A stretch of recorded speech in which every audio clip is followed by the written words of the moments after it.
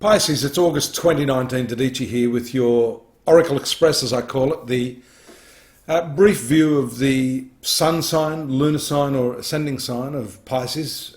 If you don't know those, the sun sign will suffice. But take a look here at this important new moon on the 1st of August, along with Mars, Venus and the Sun, in your 6th house. The 6th house is what we call the Upachaya or growing house.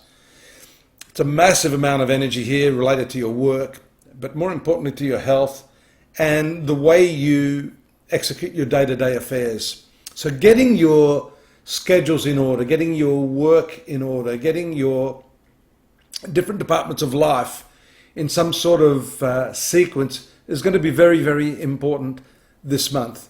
Notice there's some tension here between this 3rd house, which also has to do with your thinking mind, getting organized. The square aspect to these planets can be problematic.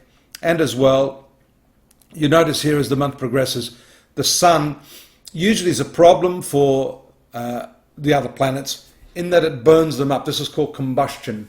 Under the rays of the Sun can create tension in these areas ruled by Mars and Venus. So firstly, Mars rules your 2nd house of finance, income, 9th house of legal matters, religious beliefs, philosophies, principles, long distance journeys.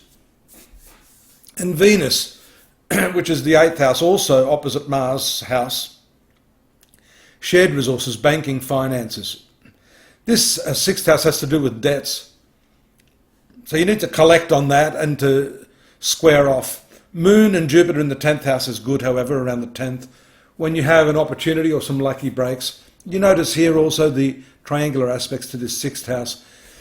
Ease the burden that you're feeling here, especially if you've got trouble with co-workers, and it's never a good idea to loan money to those people. Neither here when we see the moon in conjunction with Saturn in your 11th house, just prior to the full moon, which takes place against this backdrop of the conjunction of Mars and Venus. So this is a hair trigger new moon, full moon, by the way. You could be very, very reactive, especially as this moon gets stronger and stronger, but more towards the 15th when it moves into this exact opposition to Mars and Venus. When this Mars and Venus are together, by the way, there's a lot of passion, a lot of reaction, and here communication is also a spanner in the works, because Mercury is not a particularly friendly planet to you. Here it is in the 6th house as well after this full moon, meaning communication is the way out, but you may not be able to get the sort of harmonious response that you're looking for. That could create some confusion. Too much idealism is shown by the moon and Neptune conjunction here in your 1st house around the 17th and 18th. Notice here as well, whatever's been in confusion over your work may have been caused by Jupiter, your planetary ruler of career, being retrograde till around the 16th, 17th. Here it goes direct, so at least that part of your life should start to pick up and you'll have a great deal of expansion taking place in the coming months.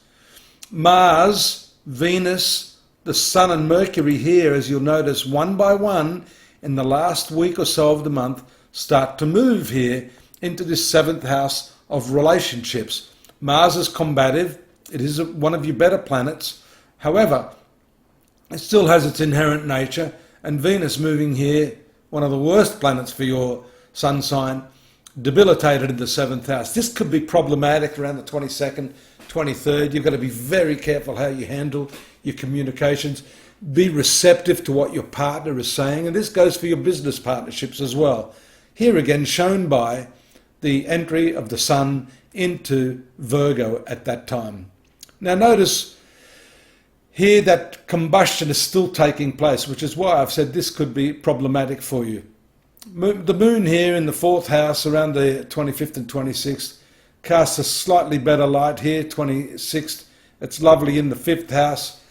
This is the house of children, creativity, and with its conjunction to the North Node here, it means that you're more in touch with the cultural trends at this time And maybe this takes your mind off some of the problems that you've got here in this 7th house.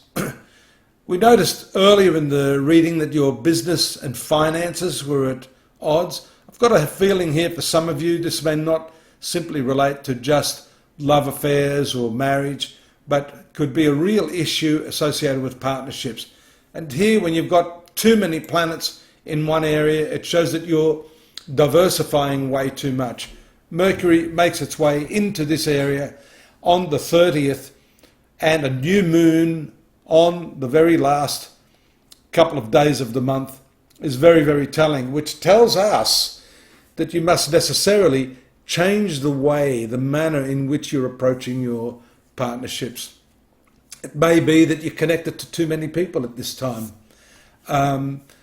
That's not necessarily shown by Saturn here in the 11th house, which I've mentioned on a few occasions in the past few months, how you may be pulling back from your friendships. Friendships is a different matter to business associations and those people that you have to deal with. So here we see Mercury, a whole new way of communicating, new moon, a new approach to relationships, and possibly even a new relationship as this new moon unfolds.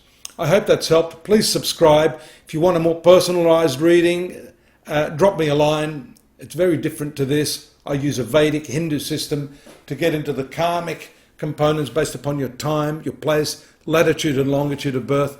That's the real astrology. This here is real, but of course we're dealing with millions of people, and so I'd like to think that you're unique, and I'm sure you'd like to too.